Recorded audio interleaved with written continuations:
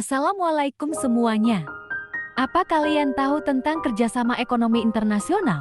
Kerjasama ekonomi internasional adalah hubungan antara suatu negara dengan negara lainnya dalam bidang ekonomi melalui kesepakatan-kesepakatan tertentu dengan memegang prinsip keadilan dan saling menguntungkan. Tujuan kerjasama ekonomi internasional meliputi berbagai hal, antara lain: pertama, memenuhi kebutuhan dalam negeri akan barang atau jasa. Kedua, mendorong peningkatan produktivitas hasil produksi. Ketiga, memperluas lapangan kerja. Keempat, meningkatkan pendapatan negara. Kelima, menjalin rasa persahabatan. Bentuk-bentuk kerjasama ekonomi internasional. Pertama, kerjasama ekonomi multilateral atau internasional. Bentuk kerjasama ekonomi ini melibatkan banyak negara dan tidak terikat oleh batas region atau wilayah atau kawasan negara tertentu. Contoh, kerjasama antara Indonesia, Prancis, Jepang, Korea Selatan, Singapura, dan sebagainya. Kedua, kerjasama ekonomi bilateral. Kerjasama ekonomi ini melibatkan dua negara dan bersifat saling membantu. Contoh kerjasama ekonomi antara Indonesia dengan Malaysia, Indonesia dengan Inggris, dan sebagainya. Ketiga, kerjasama ekonomi regional. Kerjasama ekonomi ini adalah kerjasama ekonomi di antara beberapa negara yang berada di kawasan tertentu. Contoh, ASEAN, APEC, FTA, dan sebagainya. Keempat, kerjasama ekonomi antarregional. Kerjasama ekonomi antarregional yaitu kerjasama ekonomi di antara dua kelompok kerjasama ekonomi regional.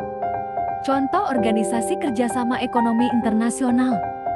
APEC didirikan pada November tahun 1989 di Canberra, Australia, oleh Bob Hawke yang bertujuan untuk menciptakan pertumbuhan ekonomi dan kesejahteraan masyarakat negara di Asia Pasifik melalui perdagangan dan investasi yang bebas dan terbuka. Saat ini APEC memiliki 21 anggota ekonomi yaitu Australia, Brunei Darussalam, Kanada, Chili, China, Malaysia, Meksiko, Selandia Baru, Papua Nugini, Peru, Filipina, Rusia, Singapura, Taiwan, Thailand, Amerika Serikat, Vietnam, Indonesia, Hong Kong, Jepang, dan Korea Selatan.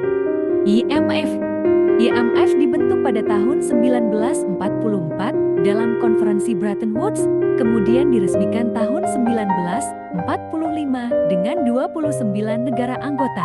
IMF sejak awal bertujuan menata ulang sistem pembayaran internasional. IMF International Monetary Fund adalah organisasi internasional beranggotakan 189 negara yang bertujuan mempererat kerjasama moneter global, memperkuat kestabilan keuangan, mendorong perdagangan internasional, memperluas lapangan pekerjaan sekaligus pertumbuhan ekonomi berkelanjutan. ALO adalah sebuah wadah yang menampung isu buruh internasional di bawah naungan PBB.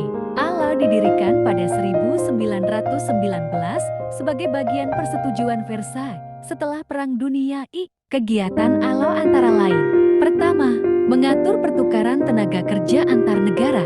Kedua, menjalin kerjasama dengan pengusaha dan organisasi pekerja. Ketiga, menjamin kesejahteraan bagi pekerjanya.